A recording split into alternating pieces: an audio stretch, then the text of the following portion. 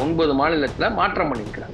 இது அடிப்படை மேற்கு வங்கத்துல நமக்கு ஏன் அது அரசியல் ஆகுதுன்னா, மேற்கு வங்கத்துல அவர் கவர்னர் பதவியை ராஜினாமா பண்ணதுனால உடம்பு சில ஹெல்த் இஷ்யூஸ் சொல்றாங்க. அந்த அடிப்படையில பண்ணும்போது இவரை அங்க போடுறாங்க. ஏன்னா இவருடைய சேம் கூட்டணியில இருக்கிறவங்க தான் மம்தா பானர்ஜி, திரு ஸ்டாலின் அவர்களுடைய அதே INDA பேசிக்கிட்டு இருக்கிறவங்க தான்.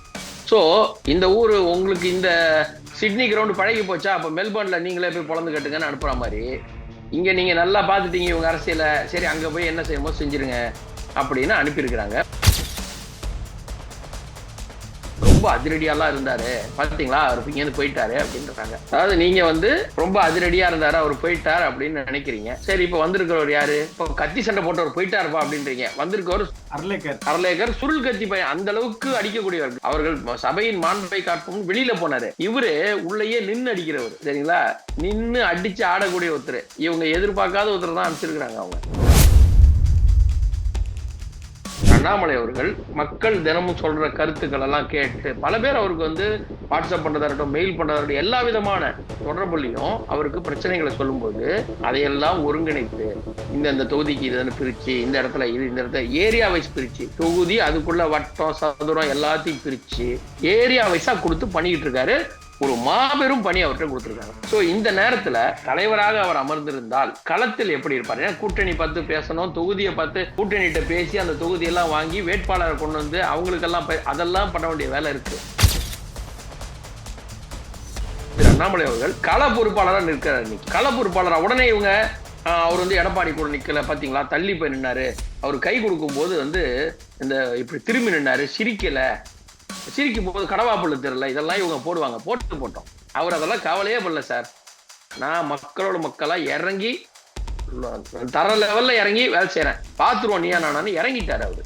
இவர்கள் அரசியலுக்காக விமர்சனம் செய்கிறார்கள், ஆனால் பொறுப்பெடுத்து செய்து கொண்டிருக்கிறார். எனக்கு தெரிந்து இப்போது வரை தமிழ்நாட்டில் 20,000 பொதுக்கூட்டம் கணக்கு என்று வைத்து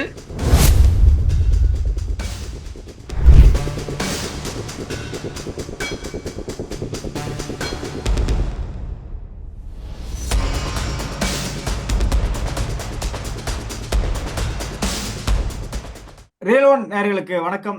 இன்று நம்முடன் இணைகிறார் துக்ளக் வாசகர் குழுவை சேர்ந்த கார்த்திக் என் சுவாமி அவர்கள். வணக்கம் சார். வணக்கம் சார். திடீரென 9 ஆளுநர்கள் மாற்றப்பட்டிருக்காங்க. இல்ல குறிப்பாக தமிழக ஆளுநராக இருக்கக்கூடிய RN ரவியும் மாற்றப்பட்டு இருக்கார். இந்த மாற்றத்துக்கான காரணம் என்னவா இருக்கும் சார்? திமுக அரசுக்கு ரொம்ப டஃப் கொடுத்தவர் தான் RN ரவி அவர்கள். அவரை மாற்றப்பட என்ன காரணமா இருக்கும் சார்? அதாவது நம்ம இத ஒரு நார்மல் ஒரு ரொட்டீன் ப்ரொசீஜர் தான். ஆக்சுவலா நம்ம அதை பெரிய ஒரு குற்றமா பார்க்கணும். ஒரு நார்மல் ப்ரொசீஜர்.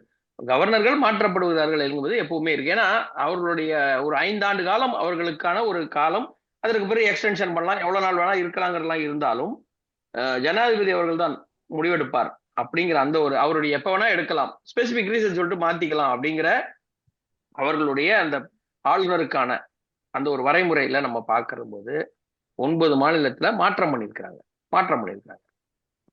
இது அடிப்படை மேற்கு வங்கத்துல நமக்கு ஏன் அது அரசியல் ஆகுதுன்னா, மேற்கு வங்கத்துல அவர் கவர்னர் பதவியை ராஜினாமா பண்ணதுனால உடம்பு சில ஹெல்த் இஷ்யூஸ் சொல்றாங்க.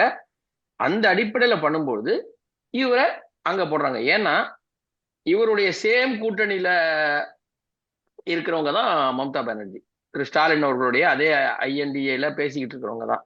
சோ இந்த ஊர் உங்களுக்கு இந்த சிட்னி கிரவுண்டு பழகி போச்சா, அப்ப மெல்பர்ன்ல நீங்களே போய் பொழந்து கட்டுங்கன்னு அனுப்புற மாதிரி இங்க நீங்க நல்லா பாத்துட்டீங்க இவங்க அரசியல, சரி அங்க போய் என்ன செய்யணுமோ செஞ்சிருங்க அப்படின்னு அனுப்பியிருக்கிறாங்க. ஒண்ணு. இன்னொன்னு, நம்ம எதாவது சொல்ற மாதிரி சிட்னி கிரவுண்ட்ல இவர் 100 அடிச்சாருப்பா, அப்ப அவர் தான் அங்க இறக்கணும் ஓப்பனர் அப்படிங்கிற மாதிரி அனுப்பிச்சு விட்டுருக்காங்க. இவரோட விஷயம் இப்படிதான். ஏன்னா இவர் எந்த இடத்திலும் விட்டு கொடுக்காமல் கவர்னருக்கான மாண்பு, மரபு, கான்ஸ்டிடியூஷன் பேசி பண்ணவர். அவரை அங்க அமைச்சிருக்காங்கன்னா இப்ப எலெக்ஷன் அங்க கிடையாது. சோ அது கொஞ்சம் நாள் ஆகும். அந்த அரசாங்கத்தின் என்ன செயல்பாடுலாம் அங்க அமைச்சிருக்காங்க. நம்ம ஊருக்கு இவங்க வந்திருக்கிறவர் கேரளால கவர்னருக்கு பொறுப்பு கொடுத்திருக்காங்க. கேரளால கவர்னர் இருக்கும். இதுல என்ன பாத்தீங்கன்னாக்க தெலுங்கானால மாத்திருக்காங்க, மகாராஷ்டிரால மாதிரி. மகாராஷ்டிரால இப்ப யாருடைய அரசாங்கம்? பாஜகவின் அரசாங்கம், கூட்டணி அரசாங்கம். அப்ப அங்க மாத்தினாங்களா, அது எதுக்கு? அதுவும் அரசியலாக்கப்படுமா? கிடையாது. அது ஒரு சாதாரண ஒரு ப்ரொசீஜர் தான். நாகாலாந்துல இத்தனை நாள் இல்லாம இப்ப மாத்திருக்காங்களே, எதுக்கு? முடிஞ்சிடுச்சு, அவங்களுக்கு வேணும் மாத்திட்டாங்க, வேற இடத்துல அவரை கொண்டு போறாங்க, இது பிரச்சனை கிடையாது. அதே மாதிரி பீகார், இவர்கள் தேர்தலுக்கு முன்னாடி தேவைப்பட்டிருந்தா இவங்க ஆளுநரை வைத்து அரசியல் செய்வார்கள்னா தேர்தலுக்கு முன்னாடி மாத்திருப்பாங்கல்ல. இல்ல எப்படி இருந்தாலும் ஆளுநர்கள்லாம் இவர்களை கைப்பார்வைன்னு திமுக பேசும்போது யாரை போட்டா இவங்களுக்கு என்ன? யாரை போட்டாலும் இவங்களுக்கு ஒண்ணுதானே. அப்புறம் இவர்களுக்கு வேண்டும் என்றால் கே ஷா அப்படின்னு ஒருத்தர் இருந்தார் அந்த காலத்துல. அவர் வந்து என்னை கலைஞர் கருணாநிதி ஷா என்றே அழைக்கலாம் அப்படின்னாரு. அன்னைக்கு பேசியிருக்கணும் ஆட்டுக்கு தாடி எதுக்கு, நாட்டுக்கு கவர்னர் எதுக்குன்னு. பேச மாட்டாங்க. இவர்கிட்ட வந்து தமிழ் படித்தேன் நான், கலைஞரின் தமிழ் மாணவன்னு சுர்ஜித் சிங் பர்னாலா சொல்லும் பொழுது, என்னுடைய நண்பர், 20 ஆண்டு கால நண்பர், 40 ஆண்டு கால நண்பர், இப்படிலாம் சொல்லிக்கலாம் இவங்க. ஆனா இவங்களை ஒரு கேள்வி கேட்டுட்டா அவர் வந்து அரசியல் செய்கிறார், மத்திய அரசின் கைப்பாவை இருக்கிறார்லாம் இவங்க பேசுவாங்க. சோ இது வந்து ரொட்டீனா நடக்கிறது தான். இதுல இன்னொரு விஷயம் இவங்க எல்லாருமே கவனிக்க தவறிட்டாங்களாங்கிறது எனக்கு தெரியல. காலையில இருந்து நிறைய அந்த ஊடகங்கள்ல, சமூக வலைதளங்கள்ல பார்க்கும்பொழுது தெரியுது. இவங்க என்ன சொல்றாங்கன்னாக்க, அவர் வந்து ரொம்ப அதிரடியாலாம் இருந்தாரு, பாத்தீங்களா அவர் இங்கேருந்து போயிட்டாரு அப்படின்றாங்க. அதாவது நீங்க வந்து ரொம்ப அதிரடியா இருந்தாரு, அவர் போயிட்டார் அப்படின்னு நினைக்கிறீங்க. சரி, இப்ப வந்திருக்கிறவர் யாரு? வந்திருக்கவர் யாரு? இப்போ கத்தி சண்டை போட்டவர் போயிட்டாருப்பா அப்படின்றீங்க. வந்திருக்கவர் சுருள் கத்தி வச்சு அடிக்கிறவர். அர்லேக்கர். அவர் ஏற்கனவே பாருங்க, அர்லேக்கர் சுருள் கத்தி பையன், அந்த அளவுக்கு அடிக்கக்கூடியவர். கேரளால இதே போல இவங்க கூட்டணி எப்படி செயல்படுமோ அதே போல சேம் தானே, கூட்டணி தானே. அங்கேயும் அரசின் அறிக்கையை படிக்கிறதுக்கு சொல்லும்போது ஒரு பேப்பர் கொடுக்குறாங்க. அவர் பாக்குறாரு, இதுல மாற்றங்கள்லாம் செய்ய சொல்றாரு. மாற்றாம அதே பேப்பர் திருப்பி அனுப்புறாங்க. சட்டசபைக்கு வராரு, படிக்கிறாரு. படிக்கும் போது மை கவர்மெண்ட் அப்படின்னு படிக்கிறாரு. என்னங்க உங்க கவர்மெண்ட்? நான் படிப்பேன், வாய் மட்டும் உட்காருங்கன்னு படிச்சுட்டாரு. மாற்றங்கள்லாம் செஞ்சுதான். அவங்க என்ன சொல்றாங்க, நீங்க பேசுனதை நாங்க அரசு இதுல ஏத்த மாட்டோம், நாங்க என்ன கொடுத்தோமோ அதான் ஏத்தோன்னு. இவரு அதெல்லாம் முடியாது, நான் பேசினேன் அந்த மாற்றத்தோட இருக்கிறதா ஏத்தணும்னு அங்கேயே பேசினவர். இவங்களுக்கு தெரியல, இதெல்லாம் திரு ஆர் என் ரவி அவர்கள் செய்யவில்லை. அவர்கள் சபையின் மாண்பை காட்டும் வெளியில போனாரு. இவரு உள்ளேயே நின்று அடிக்கிறவர். சரிங்களா?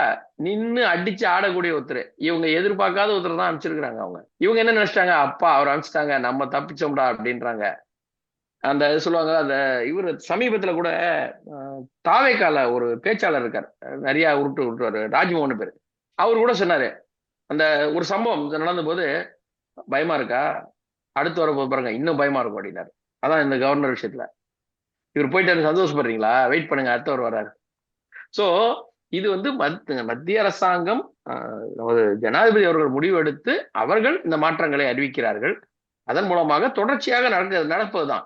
இப்போ இது போல நியமனங்கள்ல வந்து கவர்னர் நியமனங்கள்லாம் இவங்க அரசியல் பார்த்துக்கிட்டே இருந்தாங்கன்னு வச்சுங்களேன், இவங்க எல்லா இடத்திலும் அரசியல் பார்க்குறோம், அரசியல் எல்லாமே இவங்க வந்து இப்படிதான் பண்றாங்க அப்படிலாம் சொன்னாங்கனாக்க, திரு நவீன் சாவ்லா அவர்களை எந்த உயர் பதவியிலும் இல்லாத தேசிய பாதுகாப்பு அந்த கவுன்சில்ல மட்டுமே தலைவராக இருந்த ஒரு எலெக்ஷன் கமிஷனர் அறிவிக்கிறாங்க.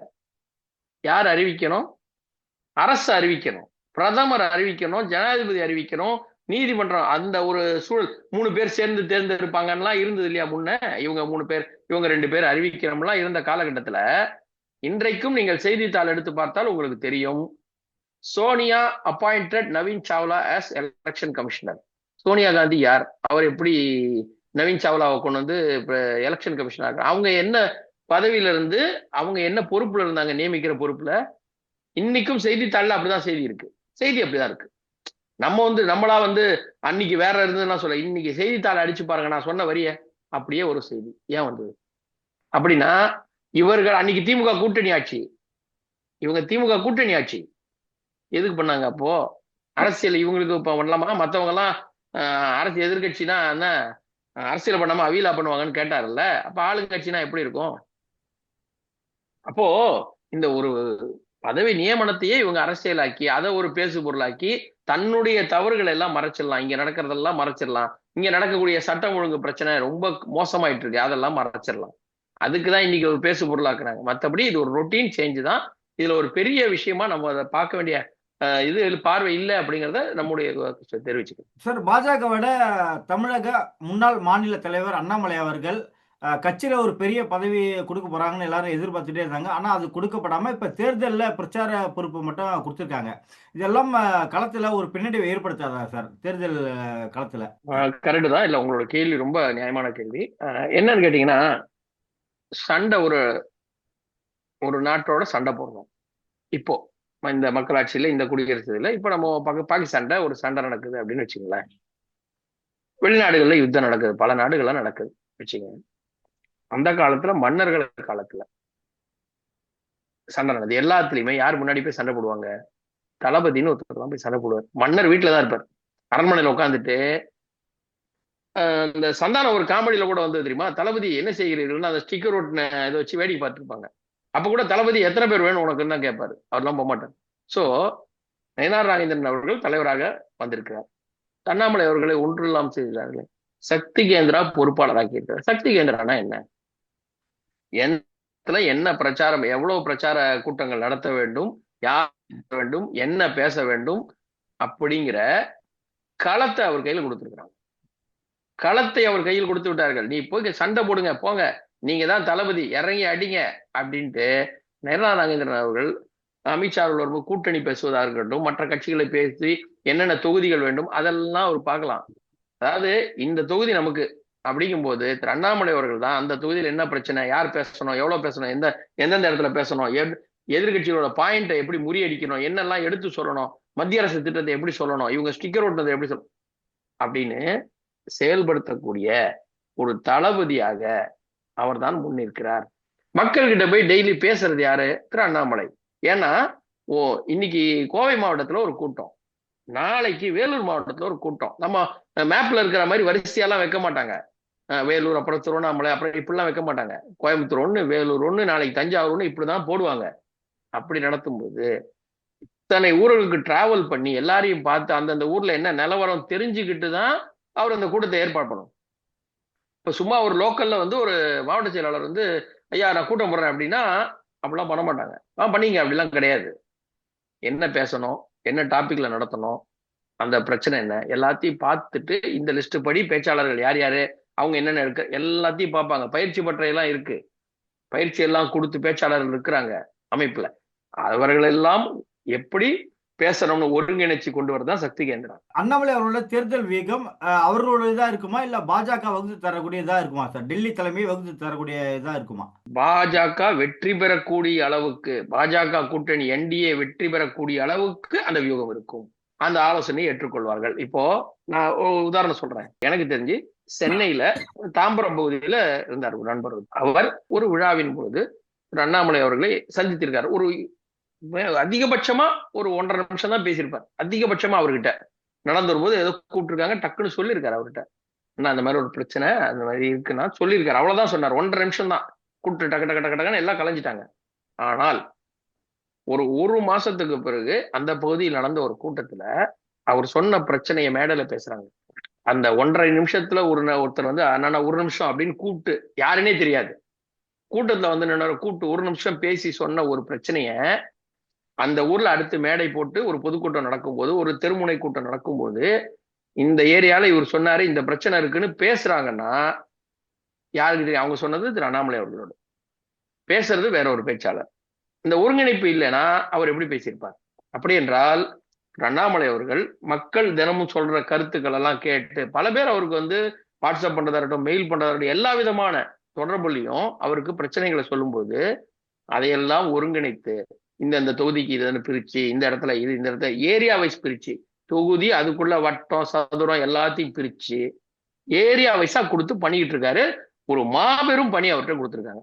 சோ இந்த நேரத்துல தலைவராக அவர் அமர்ந்திருந்தால் களத்தில் எப்படி இருப்பார்? ஏன்னா கூட்டணி பார்த்து பேசணும், தொகுதியை பார்த்து கூட்டணிகிட்ட பேசி அந்த தொகுதியெல்லாம் வாங்கி வேட்பாளரை கொண்டு வந்து அவங்களுக்கெல்லாம் அதெல்லாம் பண்ண வேண்டிய வேலை இருக்கு. மக்கள்கிட்ட போய் பேச வேண்டிய 2 வேலை இருக்கு. ஏன்னா ஆளுங்கட்சியாக இருந்தால் அப்படியே நம்முடைய சாதனையை அமைச்சர்கள் சொல்வார்கள், அந்த கட்சி தலைவர் போய் பேசலாம், கட்சி பொறுப்பாளர். ஆனால் இன்னைக்கு ஆளுங்கட்சி திமுக, எதிர்கட்சி அதிமுக, நாம் கூட்டணியில் இருக்கிறோம், என்டிஏ கூட்டணி. அப்போ மக்களிடம் அதிக அளவு பிரச்சாரம் செய்ய வேண்டிய இடத்துல இருக்கும். அதுவும் இவங்க சாதாரண ஒரு கட்சியா தான் பரவாயில்ல, உருட்டுல பெரிய உருட்டு கட்சி. அப்போ இவங்க உருட்டெல்லாம் தினம் உடைக்கணும்னா அவர் எவ்வளவு பொதுக்கூட்டம் போடணும், எவ்வளவு கூட்டம் போடணும். இவர்கள்ட்ட இருக்கிற மாஸ் என்னன்னா, திமுக எல்லா ஊடகமும் அவர் கையில். சமூக ஊடகத்துல ஒரு விஷயம் சொல்றேன், நான் எடுத்து வைத்த விஷயம், நான் பார்த்த விஷயம். 2020 ஒரு ஃபேஸ்புக் பேஜ் ஒண்ணு இருக்கு சார், இன்ஸ்டா பேஜ் ஒண்ணு இருக்கு சார், ஃபேஸ்புக் பேஜ் இருக்கு. எல்லாத்தையும் என்ன பண்றாங்கன்னா அப்படியே நேம் சேஞ்ச் பண்றாங்க சார். அது 2020 வேற ஒரு பேர்ல ஆரம்பிச்சது, அப்படியே நேம் சேஞ்ச். எங்கள் முதல்வர் ஸ்டாலின் 2026 நேம் சேஞ்ச் பண்ணி அந்த பேஜை ரெனியூ பண்ணி கொண்டாங்க. அதுல இருக்கிற ஃபாலோவர்ஸ் அப்படியே அதுல வருவாங்களா? அப்படியே பாதி பேர் போனாலும் பாதி பேர் இருப்பாங்க. ஏன்னா ஏற்கனவே இவங்க சார்பாக தான் அந்த ஊடகம் பேசிருந்துச்சு. அப்படின்னா அந்த சோசியல் மீடியா பேஜை அப்படியே இவங்க 26க்கு ரினியூ பண்ணி பேரை மாத்தி கொண்டாங்க. அவ்வளவுதான். எவ்வளவு திட்டமிட்டு எவ்வளவு அழகாக இவர் செய்கிறார்கள்னா, இதை உடைக்கிறதுக்கு யார் வரணும்? இந்த வியூகத்தை தெரிஞ்சவரு, இதை எப்படி அடிக்கணும்னு தெரிஞ்சவரு, அவர் தான் களத்துல நிக்கணும். அதனால திரு அண்ணாமலை அவர்கள் கள பொறுப்பாளராக நிற்கிறார். இன்னைக்கு கள பொறுப்பாளரா உடனே இவங்க அவர் வந்து எடப்பாடி கூட நிக்கல பாத்தீங்களா, தள்ளி போய் நின்னாரு, அவர் கை கொடுக்கும் போது வந்து இந்த இப்படி திரும்பி நின்னாரு, சிரிக்கல, சிரிக்கும் போது கடவாப்புள்ள தெரியல, இதெல்லாம் இவங்க போடுவாங்க. போட்டோம். அவர் அதெல்லாம் கவலையே பண்ணல. சார், நான் மக்களோட மக்களா இறங்கி தர லெவல்ல இறங்கி வேலை செய்யறேன், பாத்துருவோம் நீயா நானான்னு இறங்கிட்டாரு அவரு. இவர்கள் அரசியலுக்காக விமர்சனம் செய்கிறார்கள், ஆனால் பொறுப்பெடுத்து செய்து கொண்டிருக்கிறார். எனக்கு தெரிந்து இப்போது வரை தமிழ்நாட்டில் 20,000 பொதுக்கூட்டம் கணக்கு என்று வைத்து இப்பவே எனக்கு தெரிஞ்சு ஒரு கிட்டத்தட்ட 8,000மோ 9,000மோ கூட்டம் போட்டுட்டதா பார்த்துக்கிட்டு இருக்கோம் நாங்க. செய்திகள்ல வந்துகிட்டு இருக்கு அந்த உள் செய்திகள்ல. ஸோ அந்த அளவுக்கு ரொம்ப விகரஸா இறங்கி இருக்காரு கூட்டங்கள்ல. இதற்கு பிறகு வேட்பாளர் அறிமுக கூட்டம் வந்த பின்னாடி அந்த வேட்பாளரை வைத்து பிரச்சாரம்லாம் இருக்கும். ஸோ பெரிய லெவல்ல மாசா பிளான் பண்ணி பண்றாரு. ஏன்னா அவர் வந்து ஐபிஎஸ் படிச்சிருக்காரு. அதுக்கு முன்னாடியே நிறைய படிப்பு படிச்சாதான் ஐபிஎஸ் படிக்க முடியும். சும்மா 10ஆவதுல இருந்து ஐபிஎஸ் வந்துட முடியாது. அவரு என்னெல்லாம் படிச்சிருக்காரு, எவ்வளவு பெரிய படிப்பெல்லாம் படிச்சிருக்காரு தெரியும். சும்மா வந்து இவர் மேடையில வந்து ஐபிஎஸ்னா பெரிய படிப்பு நினைச்சுக்காதீங்க, ஒரு 6 மாசம் படிச்சா போதும் வந்துடலாம் அப்படின்னு திரும்ப அவர்கள் சொன்னார் இல்லையா, அந்த மாதிரிலாம் வந்துட முடியாது. அந்த நாலேஜ், நான் ஏன் சொல்றேன்னா அந்த நாலேஜ், அந்த அந்த படிப்போட அந்த பவர் இன்றைக்கு ஒரு வியூகம் வகுப்பதற்கு எப்படி பண்ணணும், என்ன முறையா செய்யணும், இதெல்லாம் இருக்கு. அதைத்தான் அவர் செய்யறாரு. பக்காவா செஞ்சதுனாலதான் நம்ம உண்மையாவே உண்மையை ஒத்துக்கிட்டே சொல்லுவோம், பிரச்சனை இல்லை. 5% மட்டுமே இருந்த பாஜக 11% மேலாக வளர்ந்து, கூட்டணியோடு சேர்ந்து 18-19% வளர்ந்து, இன்றைக்கு அதிமுகவோட கூட்டணியில் இத்தனை வேணும் எங்களுக்குன்னு சொல்லி எல்லாரோடையும் பேசக்கூடிய அளவுக்கு வளர்ந்திருக்கிறது என்றால் அவருடைய உழைப்பு பெரும்பங்கு உள்ளது. பெரும்பங்கு. எல்லாரும் மாதிரியும் வந்து அவர் செய்யவே இல்லை அப்படின்னு சொல்ல, செஞ்சார் மொத்தம். அவருடைய பங்கு பெரும்பங்கு. அவரு வந்து நிற்கும் பொழுதுதான் ஒரு மாசா இளைஞர்கள் கூட்டம் வந்து நின்றது. அப்படித்தான் இருந்தது, இன்னமும் இருக்கிறது, வளர்ந்து கொண்டிருக்கிறது. அதனால அவர் மக்களோட மக்களா போங்கன்னு அவரை கொடுத்துட்டாங்க. அதனால அவரை பத்தி இந்த இவர்கள் செய்கின்ற அரசியல் நீங்க பார்க்காதீர்கள். அவர் களத்தில் மக்களோட மக்களாக இருக்கிறார். இன்னும் சொல்ல போனா அவர் ஒரு கல்யாணத்துக்கு, ஏதோ ஒரு கல்யாணத்துக்கு போறாரு, ஏதோ ஒரு வீட்டு காதுகுத்துக்கு போறாருன்னா கூட மக்கள் திரண்டு வந்து அங்க மனு கொடுக்குறாங்க, அண்ணா எனக்கு ஒரு பிரச்சனை அண்ணா அப்படின்றாங்க. நீங்க யோசிச்சு பாருங்க, காலையில இங்கேருந்து கிளம்பி போய் ஈரோட்டில் வாக்கிங் சென்றார், யாருமே பார்க்கல, எதிர எப்படி கை காட்டிட்டே போறார் ஒருத்தர். அது எதுக்குண்ணா, நீங்க எதுக்குங்க வாக்கிங் போனீங்க? மெட்ராஸ்ல டெய்லி வாக்கிங் போறீங்களா? அதெல்லாம் போனதில்ல. ஈரோடு போனேன் சும்மா வாக்கிங் போனேன், கோயம்புத்தூர் போனேன் சும்மா வாக்கிங் போனேன், மக்கள் என்னை பார்த்து ஓடி வந்தாங்கன்னா யாருமே இல்லைங்க, 2 பேர் போறாங்க அவ்வளவு. ஸோ அந்த மாதிரிலாம் இல்லை. இவருக்கு மக்களிடையே உண்மையிலேயே மாசு இருக்கு. ஸோ அதை வந்து இவர் சரியான முறையில வழி நடத்தி ஓட்டுகளாக மாற்றுவதற்காக சென்று கொண்டிருக்கார், பயணித்துக் கொண்டிருக்கார். அவரது பயணம் வெற்றி பயணம். இவர்கள் பேசுகின்ற போலி அரசியலில் அவர் இல்லை, உண்மையாகவே உழைத்துக் கொண்டிருக்கிறார். நடப்பு அரசியல் குறித்து பல்வேறு கருத்திலே கொஞ்சம் மிக்க நன்றி சார். நன்றி சார்.